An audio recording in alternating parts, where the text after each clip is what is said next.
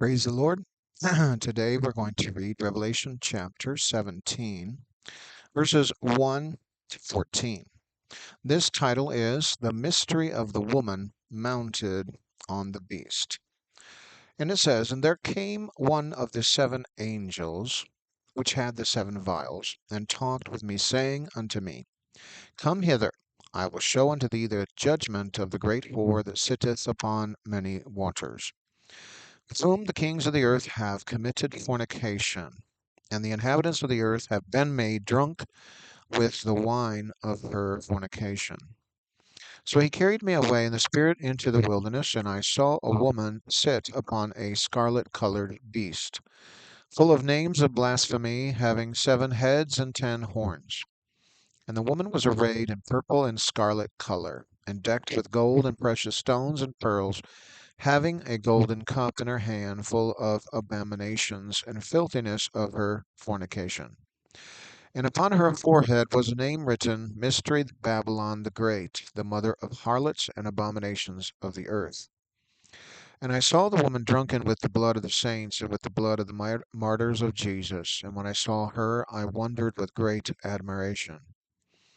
And the angel said unto me, Wherefore didst thou marvel? I will tell thee the mystery of the woman and of the beast that carrieth her, which hath the 7 heads and 10 horns. The beast that thou sawest was and is not, and shall ascend out of the bottomless pit, and go into perdition. And they that dwell on the earth shall wonder, whose names were not written in the book of life from the foundation of the world, when they behold the beast that was, and is not, and yet is. And here is the mind which hath wisdom. The 7 heads are 7 mountains on which the woman sitteth. And there are 7 kings, 5 are fallen, and 1 is, and the other is not yet come. And when he cometh, he must continue a short space. And the beast that was and is not, even he is the 8th, and is of the 7, and goeth into perdition. And the 10 horns which thou sawest are 10 kings, which have received no kingdom as yet, but receive power as kings 1 hour with the beast. These have 1 mind, and shall give their power and strength unto the beast. These shall make war with the Lamb, and the Lamb shall overcome them. For he is the Lord of lords, and King of kings. And they that are with him are called and chosen and faithful. Again, reading verse number 1, it says, And there came one of the 7 angels, which had the 7 vials, and talked with me, saying unto me, Come hither, I will show unto thee the judgment of the great whore, that sitteth upon many waters. The 7 angels, of course, were doing the bidding of the Lord as he wanted to show the apostle John. Of course, he wanted to show his own bride, the church, as a whole through the apostle John, who was there to see it, to write it, to hear it, to write what he heard and what he saw. One thing one does not know, of course, at that time, what the apostle John may have understood from what he saw and what he heard. And he might not have understood completely about the how big or how great the false church would have gotten. Some things, of course, he relates it into his time period and the situation of then. However, he might not have understood what could have happened or what would have happened in the future and why this is being shown unto him. Yet one gets an understanding that God really wanted his church to know it in the future. He was already close to his end of his ministry. But yeah, and he hadn't experienced the false church like those in the future would have experienced some of the problems with the false church. From the point of view or viewpoint of then, the harlot church had not developed quite as yet. However, it would develop and develop in some ways similar to how the belief in other gods had developed onto the world stage. All of it comes through the hearts of men when they are far from God, but yet they want to be recognized as though they were of God, just because they want to appeal to the conscience of the people and kind of lead them to their own way. But their own way is, of course, of corruption. So they are, in essence and reality, far from God's will and pathway that He had chosen for His own people to follow, and have made that false pathway with many paths, but they all end up not towards heaven's gates, but towards hell's gates. For the doctrines of men that have been propagated have actually come through and by the legions of the enemy of mankind. And so they have tried to disrupt the pathway to heaven. In any case, the angel came and had spoken to the Apostle John at his elderly age, probably in the 90s, but one in which God knew that he would share his writing of these things to the churches, and he would, of course, give the writings to the individual churches, but probably share all of them, all of his writing to each particular church. And when he had done so, of course, they would record it themselves, reprint it, or rewrite it, the same words over and over again, just like the Jews had, without making any errors to it, and sharing it amongst the people. And in that way, the copy remained the original. The original writing of what he had wrote. It would be propagated to the early church at first, but then, of course, it would grow into other churches and people, and to whomsoever willed, they could read it and obtain knowledge from it. Yet we know that Revelation, of course, is a very challenging book, and probably the most challenging book in the New Testament, and possibly all the entire Bible. The true church could have a greater grasp of the reality of what God wished to show his church, though, and that is that, of course, Jesus is declared in the end as the winner, and that was the revelation of Jesus Christ. Anyhow, the book of the Revelation. This one angel had come over to the Apostle John and said to him, starting with those words, "Come hither." Thus it was a call of the angel to him. Certainly, there are times the Lord Jesus Christ will call, maybe at other times the angel will call. Here, the angel is calling John, and that call was for him to see something, but it is also to do the will of God. And if it is by a true angel, of course, we could say that yes, and it is according to the will of God. And so this was all for the will of God. The angel was charged with showing the Apostle John, who would see this for the first time in his life, that great war, fully grown, like an adult, one might say, mounted on the beast. Yet here the angel had said that he was going to show to the Apostle John, and that was the judgment of that great whore, the whore that sitteth upon many waters. And just as Jesus had said, many shall go into the way of destruction, and few that will be finding the way of life. One reading this tries to figure out what the many waters represents, but in the reading that one does, and one reads in the text further on what the many waters do represent, it's already given to the reader in verse 15. Of that same chapter, it states the following. And he said unto me, the waters which thou sawest where the whore sitteth are peoples, and multitudes, and nations, and tongues. Thus, it seems that not only the true church in the end would have representation on all the nations of the world, but it may also be that in every nation, what is represented is that whore or her harlots. Also, what needs to be discerned by those of the true church is what is the whore? What does it represent? And don't forget the harlots too. And we notice that the word whore is in singular, whereas the harlots is in plural.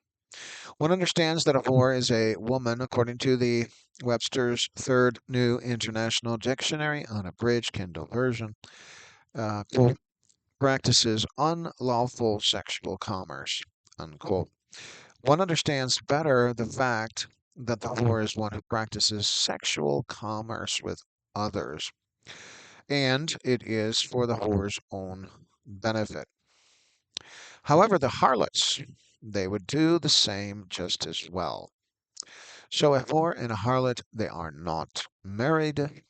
They are just doing that extra, we can say fornication for their own benefit, but yet at the same time, it's going to cause their own destruction. The whore is a representation of something else, not actually a literal woman sitting on a type of animal. The woman was mounted upon a beast, which would not be a literal animal. Beast represents possibly that which could signify a demon spirit or demon doctrines, that of a church system that does not have the truth. The many waters, as the explanation within the text goes on to tell us, represents peoples, multitudes, nations, and tongues. Therefore, those people have experienced the whore within those nations and tongues. For she is sitting upon them and must have been accepted of them and committed fornication with the kings in a spiritual context. So when one looks further on to what kings meant, it refers to one coming out of the um, bottomless pit. And so when we read that, we understand um, that obviously that is not a human being because it's coming out of the bottomless pit. Therefore, it must be a demon spirit. And so the uh, the idea that I get is the fact that the woman sitting upon the beast or the demon spirit is actually those, propagating first its own doctrine and then many other, we could say, harlots, that is, to pick up those same doctrines and preach those same doctrines but not change it, not get, we could say, have a marriage contract with the true God. They are presenting themselves as true, but they aren't. They are not literally accepting, we could say, the true doctrine. So I believe that Matthew chapter 7, 21 to 23, may be at least part of the group of those who were part of the harlots or the false prophets Jesus mentioned of, who believed that they should have entered into the kingdom of heaven.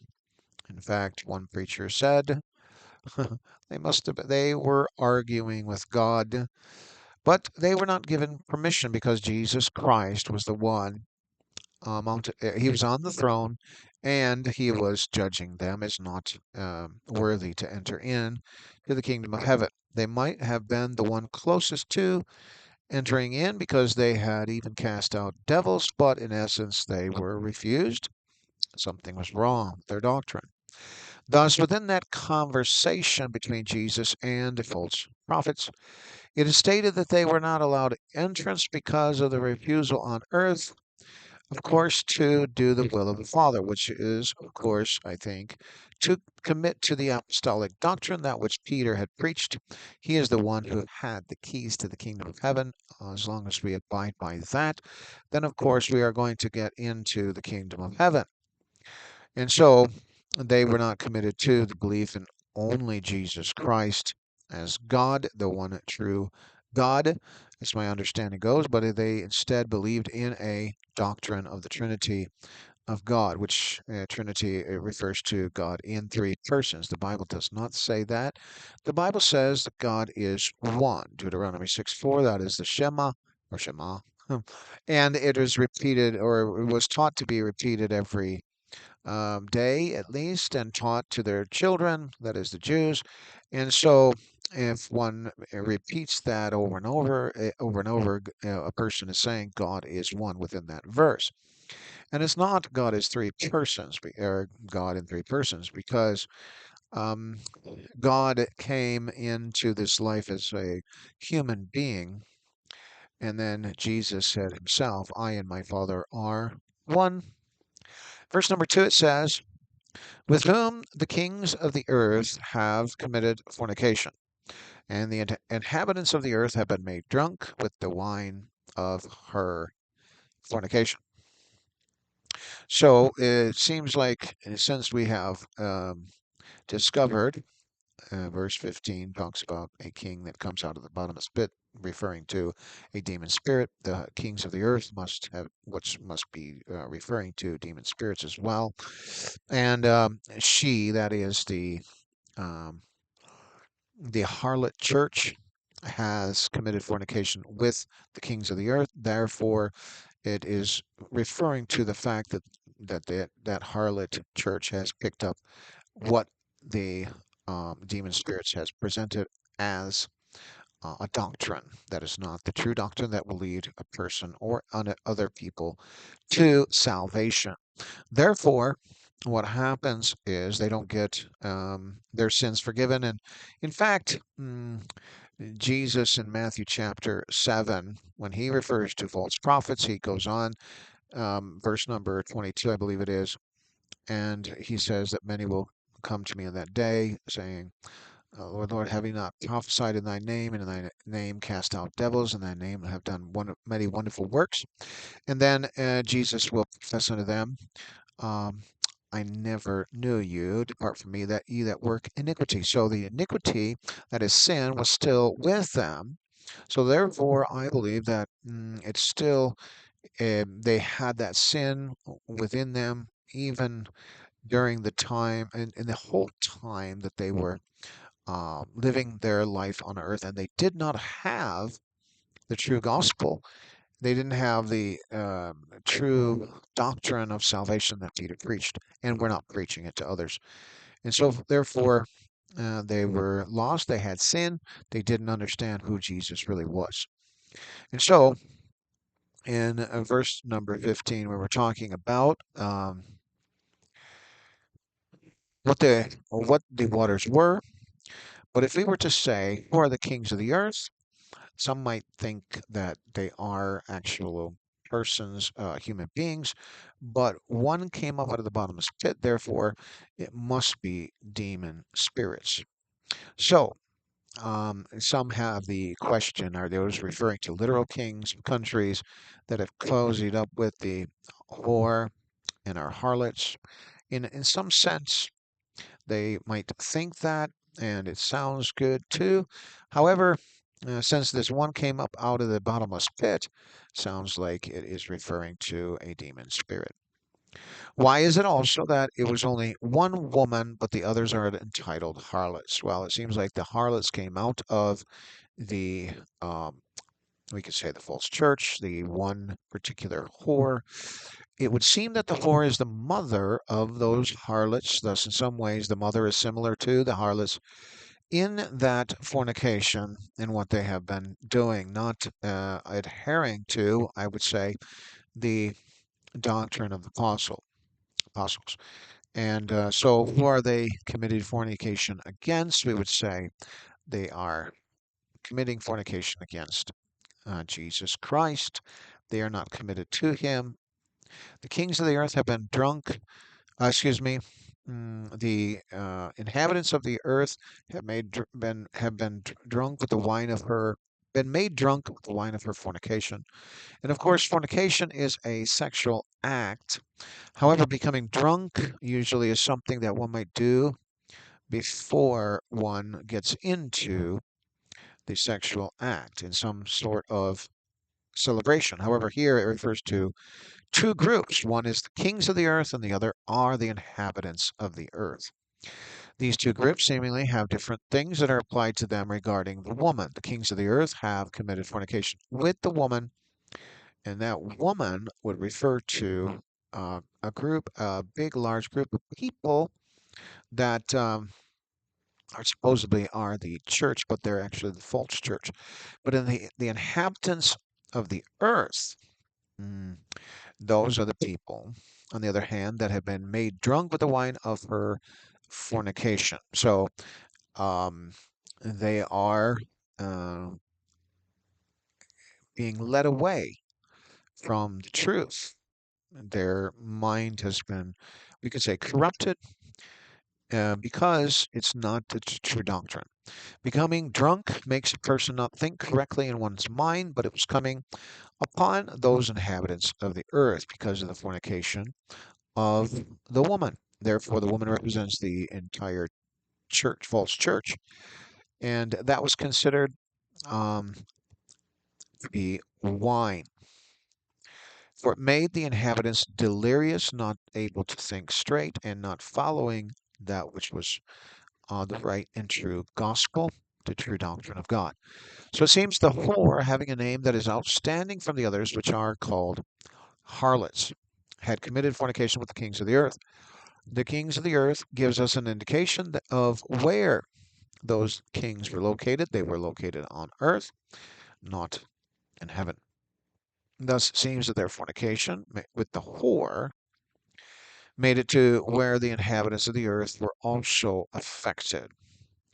The effects that the inhabitants had were that they had become drunk with the wine, or the kings of the earth, had come. Excuse me, just a minute here.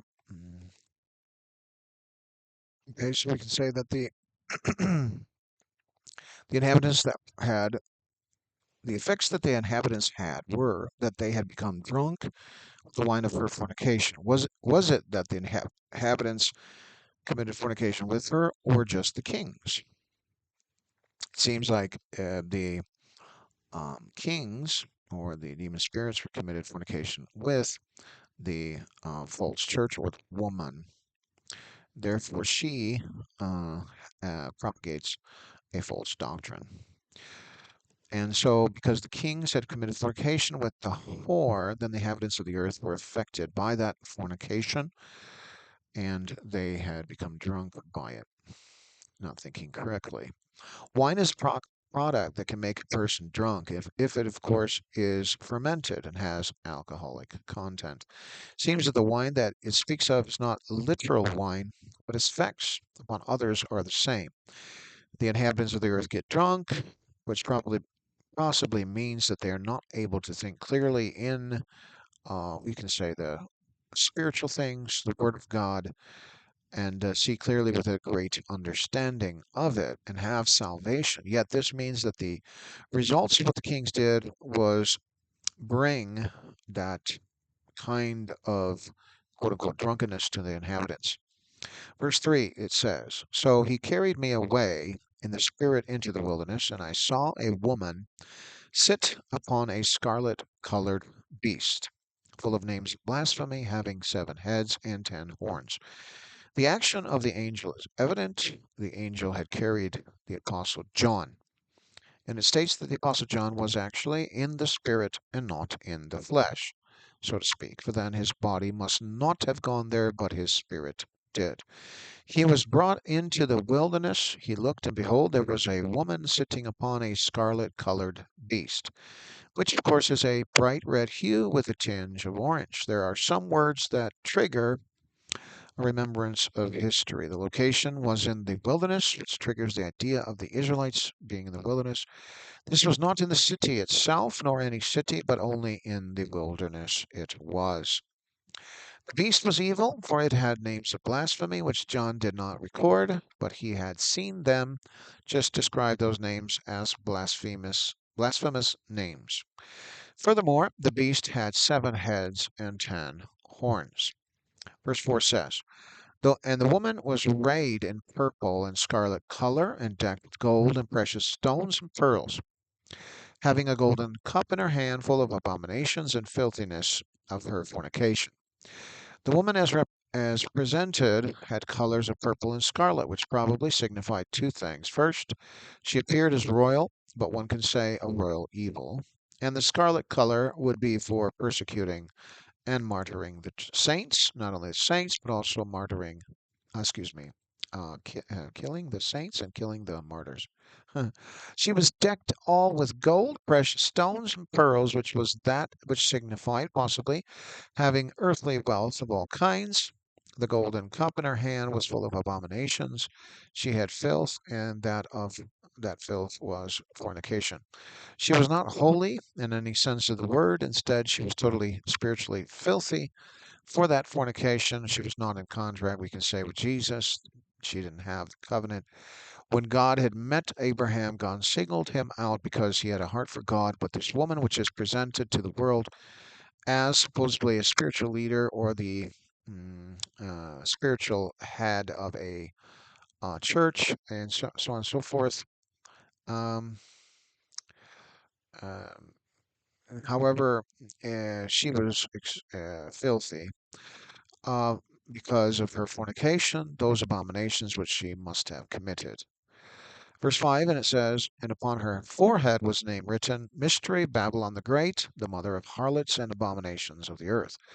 To the world it was a mystery of who she really was, but she was not the true church. Many might have thought that she was, however, they did not understand God, nor did they know God.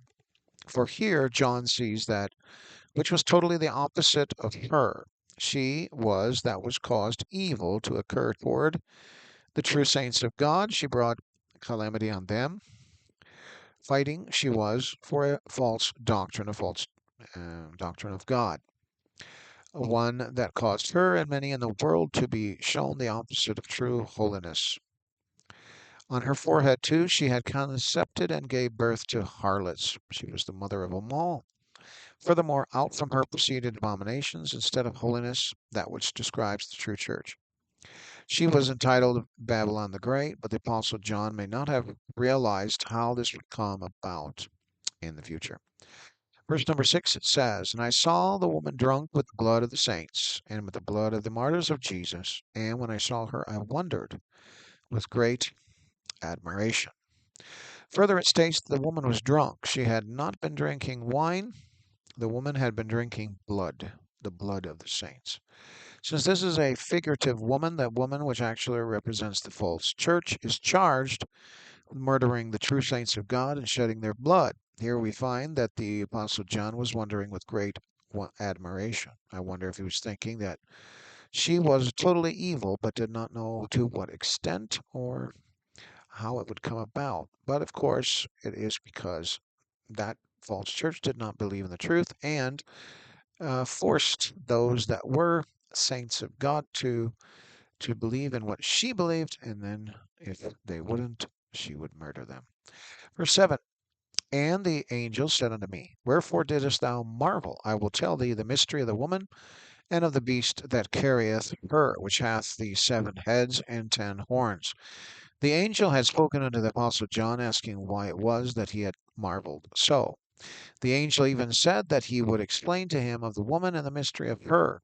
For the true church, though she is not that much of a mystery, for the true church that has been persecuted by her, realizes from where she gets her strength. It's due to the force of the law that she uses it to persecute and force the saints to receive their death sentence.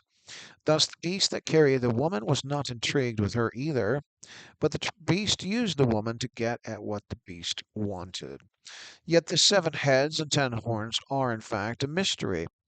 The angel explains a bit more for the Apostle John and us to understand a bit more. Verse number 8, it says, The beast that thou sawest was, and is not, and shall ascend out of the bottomless pit, and go into perdition, and they that dwell on the earth shall wonder, whose names were not written in the book of life from the foundation of the world, when they behold the beast that was, and is not, and yet is. Finally, they get a view of the beast that he saw, and is not. And at that time, it was not on the earth, but that beast would come out of the bottomless pit, it says. And of course, in the future time, it would go into perdition, meaning it would have its end in the lake of fire. Since it does say where this beast had risen, the bottomless pit, that means truly it has already been verified that the beast is in fact a demon spirit, for it would come out of the bottomless pit. But then it would go into perdition, meaning that it would be cast out into the lake of fire. The specifics of those who would dwell on the earth and in regards to this beast would wonder, just those whose their names were not written in the book of life, because they would finally realize, finally see it for themselves, what kind of demon spirit it was. When they look upon the beast, they shall wonder greatly. One begins wondering if those who were able to behold the beast and that were not written in the book of life from the foundation of the world, then they must have been on the other side of life and not able to enter into the kingdom of heaven. For one to behold a demon, one would have to be able to see it with their spiritual eyes, because today, of course, it's invisible to us. But on the other side, God may provide to us that ability to see them, and those who were beholding the beast were in wonder of it. Verse number 9. And here is the mind which hath wisdom. The 7 heads are 7 mountains on which the woman sitteth. The Apostle John had written of the mind of the one who has wisdom, probably the one who figures out about this beast and where the beast rules from. In the woman which rides upon the beast, as she is presented to the world. The woman was sitting on waters, the beast in 7 mountains. The 7 heads seem to represent, according to the angel, that they are 7 mountains. The woman sitting on them, a figurative form of speech that indicates the woman would rule from that location. So those who have wisdom would figure out where it might be and who that woman would be in truth. Verse 10 says, and 11, and there are 7 kings, 5 are fallen, one is, the other one is not yet come. And when he cometh, he must continue a short space. And the beast that was and is not, even he is the 8th, and is of the 7, and goeth into perdition. Here it is projected as to whom these kings are then, for verse 8 specifically mentioned that the beast is the 8th king, but his end is perdition. Thus the idea that is that these kings are demons that would rule the earth, on earth, and would rule by means of the woman. But all of them would not have an eternal rule. It would only be a short time period. Verse 12 says, and the 10 horns which thou sawest are 10 kings, which have received no kingdom as yet, but receive power as kings 1 hour with the beast. The 10 horns seem to represent 10 kings again, who must be demons, which have not yet in the spiritual realm received their reign, but they will with the beast rule for 1 hour, a time period that is not a literal hour, but a certain period of time, that which means that they would not have an eternal reign. Thus the 8th king is the beast, with whom those other kings will give their power to. These have 1 mind, and shall give their power and strength unto the beast. Thus, instead of being divided as to their powers and being against one another, they will unite, be together, giving their power and strength to the beast. For they have 1 mind, will work together, allowing the 8th king to bring forth the orders. Verse 14 says, these shall make war with the Lamb, and the Lamb shall overcome them. For he is the Lord of lords and King of kings, and they that are with him are called and chosen and faithful. The reason seems quite drastic, for they had known that they were fighting against the Lamb. However, the Lamb would overcome all of them because he is the King of kings and Lord of lords. Those on his side, on the Lamb's side, are called, chosen, faithful too. They're calling to Jesus Christ. And that is Revelation 17, 1-14. May God bless you today in Jesus' name.